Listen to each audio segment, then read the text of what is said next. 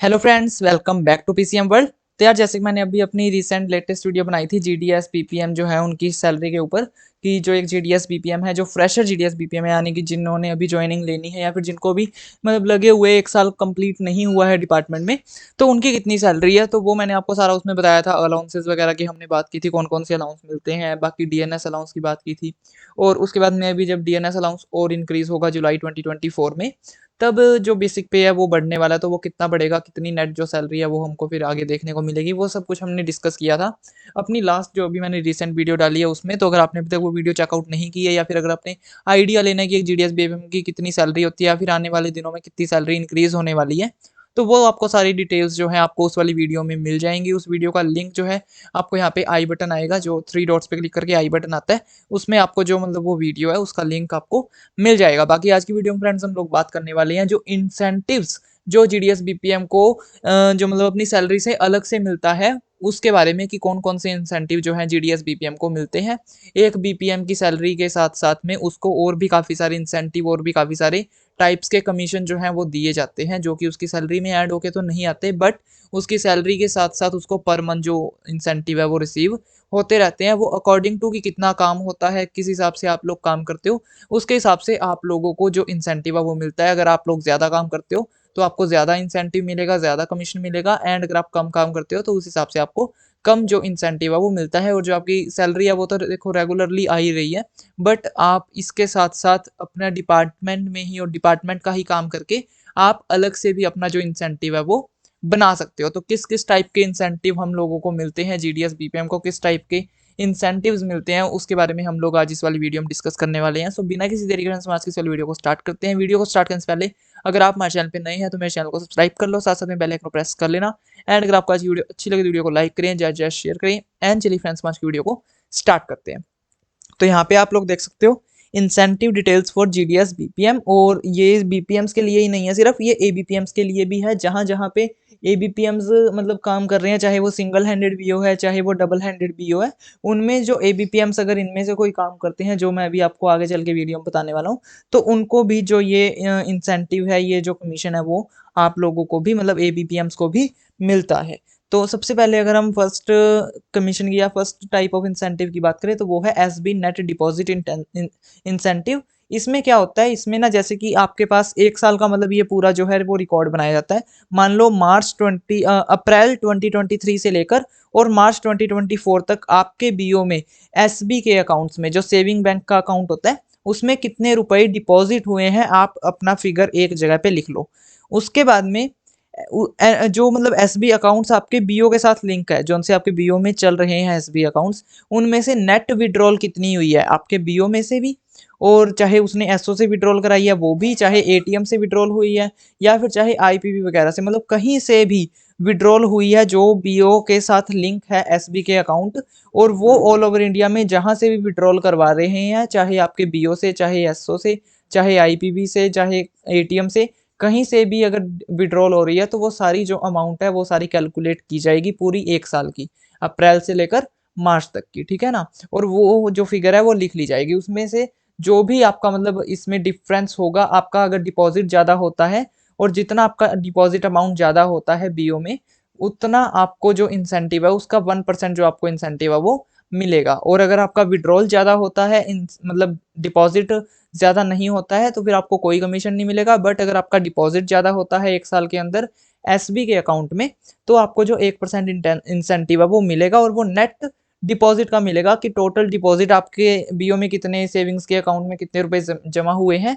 और net withdrawal आपका all over India में जितने भी आपके बीओ के साथ लिंक्ड अकाउंट है, जहां पे भी विड्रॉल हुई है, वो सब नेट एडिशन करके जितना आपका बाकी बचेगा उतना आपको 1% जो इंसेंटिव है वो मिलेगा। मतलब जमा कितने हुए हैं वो आपके देखेंगे बीओ में से, कि आपके बीओ में कितने जमा हुए हैं, और निकाले कितने हैं, किन किन कस्टमर ने कितने निकाले हैं, वो देखेंगे कि कहीं से भी निकाले हो। चाहे ये नहीं है कि आपके बीओ से निकालेंगे सिर्फ वही देखने हैं, सिर्फ वही कैलकुलेट किए जाएंगे।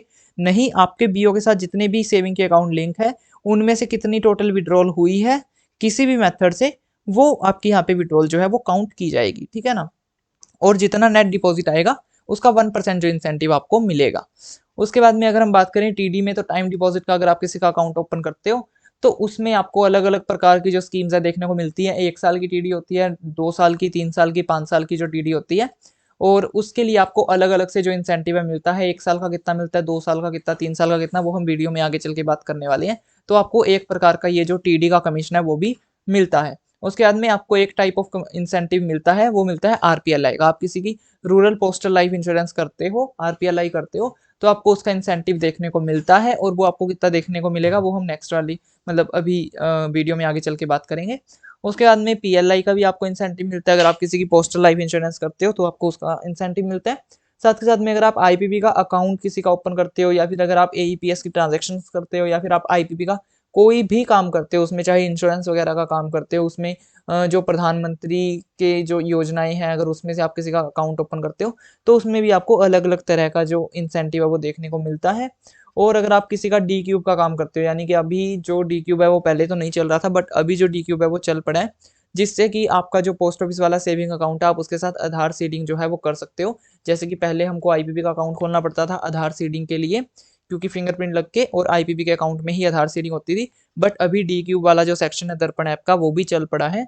तो आपका जो सेविंग्स का अकाउंट है, पोस्ट ऑफिस सेविंग्स अकाउंट जो है, जिसकी कॉपी हम लोग मतलब पोस्ट ऑफिस से मिलती है, तो आप अभी उसमें भी जो आधार सीडिंग है वो कर सकते हो। उसके बाद में अगर आप कोई सीएससी का काम करते हो, यानी कि ये होता है service centre, common service centre या सिविल सर्विस सेंटर हम उसको बोलते हैं, जो कि सरकारी सेवाओं के लिए होता है। किसी का पैन कार्ड बनाना है, आधार कार्ड ठीक करना है, या फिर किसी का वोटर कार्ड वगैरह ठीक करना है, किसी के बैंक में पॉलिसी वगैरह है वो जमा करने हैं, कुछ और करना है, तो वो सारा काम जो है वो सीएससी की आईडी आप लोगों की बनी होगी। बाकी अभी जिनको 1 साल कंप्लीट नहीं हुआ उनकी में भी ना बनी हो, बट जिनको 1 साल कंप्लीट हो गया या ज़्यादा टाइम से लगे हुए हैं उनकी सीएससी की आईडी ज़रूर बनी होगी। तो अगर आपकी सीएससी की आईडी बनी हुई है तो आप ये सब काम जो है वो कर सकते हो, और इसमें भी आप अच्छा खासा कमीशन जो है वो देख सकते हो। उसके बाद में सीएलसी का अगर आप कोई काम करते हो, चाइल्ड एनरोलमेंट जो होता है सीईएलसी, तो अगर आप किसी चाइल्ड एनरोलमेंट या फिर जो मतलब बच्चे होते हैं छोटे बच्चे, अगर आप उनका आधार कार्ड बनाते हो तो उसको चाइल्ड एनरोलमेंट बोला जाता है।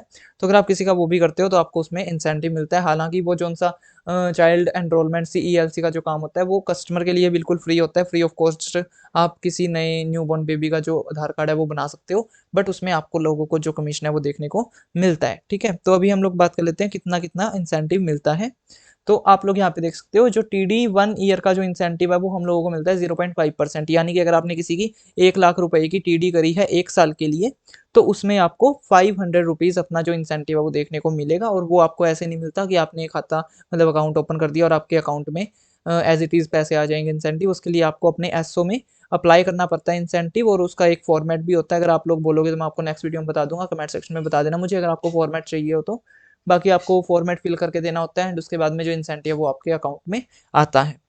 उसके बाद में अगर आप किसी की 2 या 3 साल की टीडी करते हो तो आपको 1% जो इंसेंटिव है वो देखने को मिलता है। यानी कि अगर आप किसी की 1 लाख रुपए की 2 साल की या फिर 3 साल की टीडी करते हो तो आपको 1,000 रुपये अपना जो इंसेंटिव है वो देखने को मिलेगा। और ये 2 साल और 3 साल के लिए सेम है, तो आप लोग देख सकते हो मतलब दोनों का एक ही परसेंट है।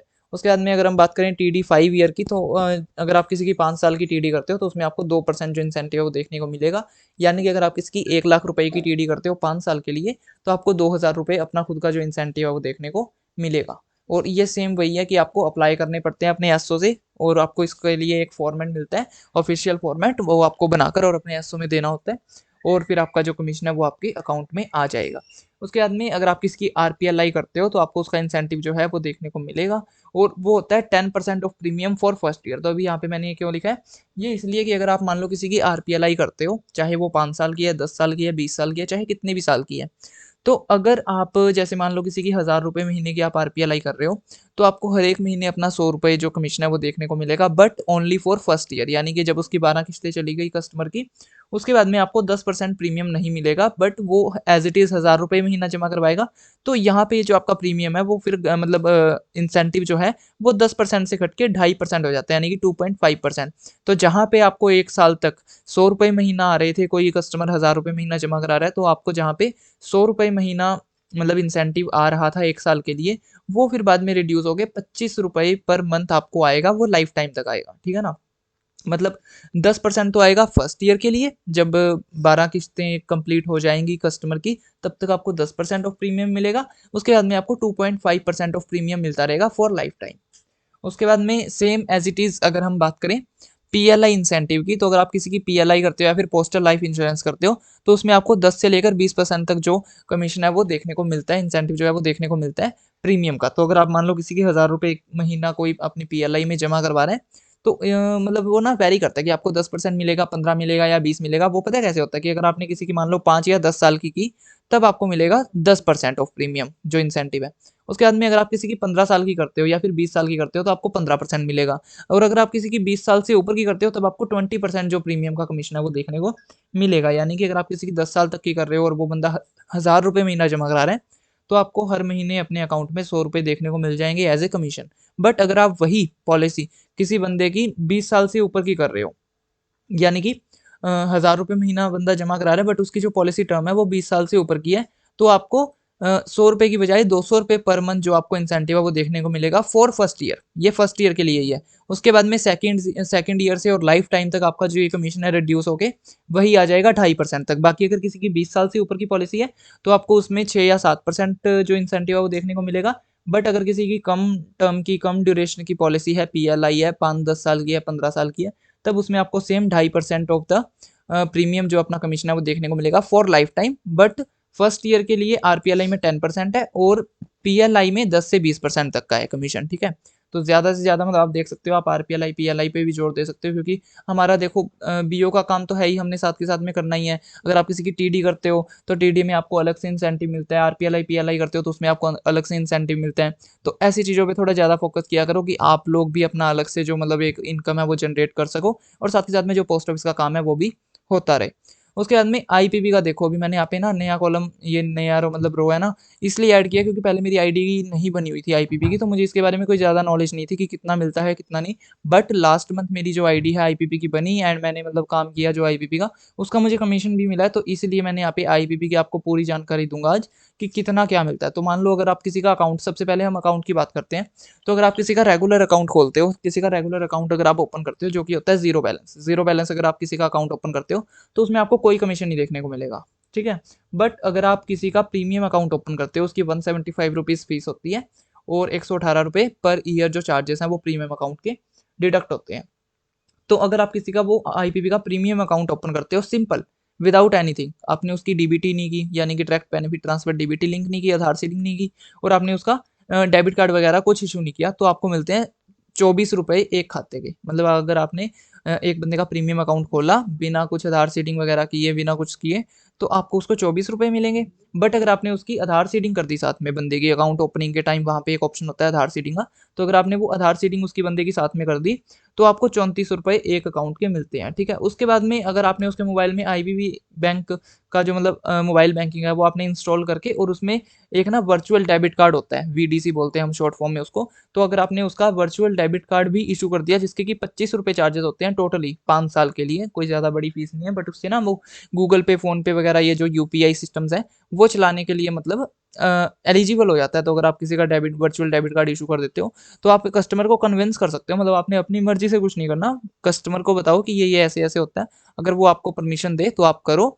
एंड अगर आपने उसका वर्चुअल डेबिट कार्ड भी इशू कर दिया तो आपको टोटल एक अकाउंट में से आपको 48 से 49 रुपये आपको देखने को मिलेंगे, 48 रुपीज़ से लेकर 49 रुपीज़ तक।